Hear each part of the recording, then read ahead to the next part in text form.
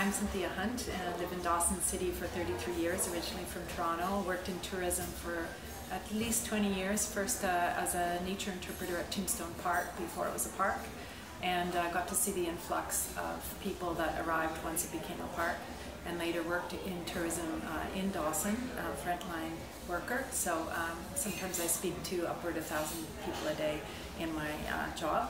And just wanted to address some of the needs of a community that is facing an incredible influx of visitors without the infrastructure in place to even house those visitors. And so one of the problems that we have is finding hotel rooms for people that arrive up here, finding trails for them to use, being able to provide a safe place for them to go and wander in the bush when we have no trails at all available for them.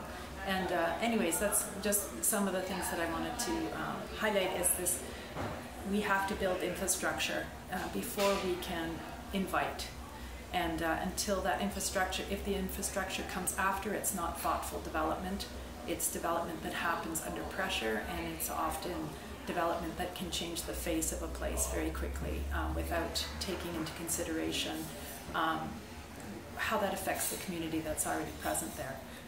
For example, at Tombstone, they started putting trails in that were going to be almost paved, and they took a wild place and were starting to create a system that would forever change a wild place. And we fought to allow that place to remain wild, and it required a lot of effort on a personal part to do that. So my main concern around the arts as well, and around tourism in general, is that the arts has to be built in and is a voice of what's happening in a changing community. But before we do anything, we need to recognize the imprint of, or the impact of, an influx in a population on a community, and that community has to be respected first, and the nature of that community. So that comes from planning and making decisions about where money promotion goes. First, develop a cohesive plan that takes in the needs of the community, and secondarily, we want to look at promoting what we have to offer.